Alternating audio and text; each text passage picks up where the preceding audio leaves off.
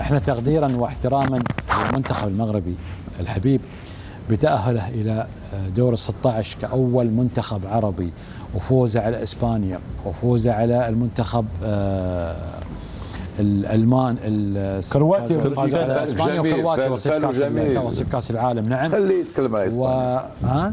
فالك جميل، الله يطول لك. اليوم احنا وقفنا جميعا احتراما وتقديرا للمنتخب المغربي. المنتخب المغربي هو المنتخب العربي الوحيد الذي يتأهل للدور 16 للمرة الثانية في تاريخه بعد عام 1986. فإذا قلنا هناك من يستحق التصفيق والاحترام والوقوف هو المنتخب المغربي. لذلك أطلب منكم جميعا لو سمحتوا الوقوف للمنتخب المغربي الحبيب.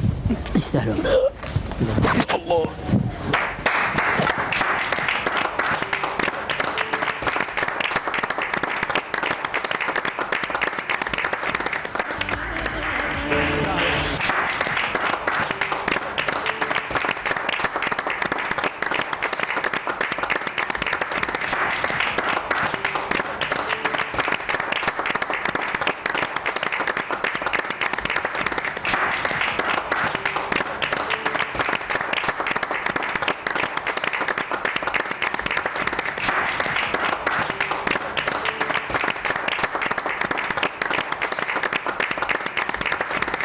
حضري، مبروك فوز المغرب. الله يبارك فيك، مبروك لنا ومبروك للوطن العربي ومبروك طبعا لجماهير المغرب كلها.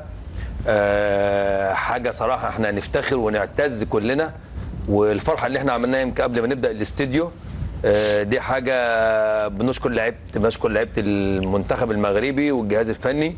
هو ده اصل اللاعب العربي، دي روح اللاعب العربي اللي عنده طموح ان هو يحط بلده في مكانه كويسه.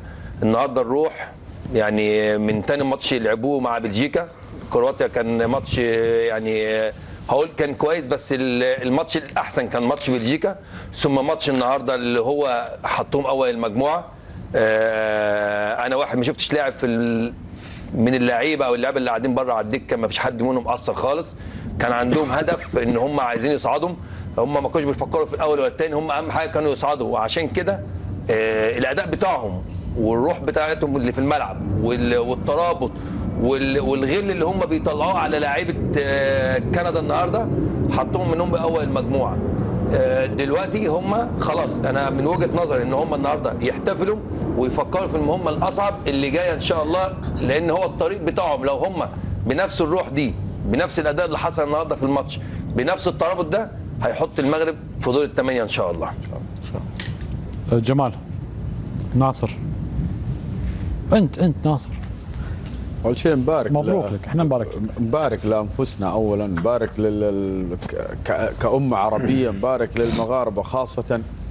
بصراحة انجاز يعني باذن الله انهم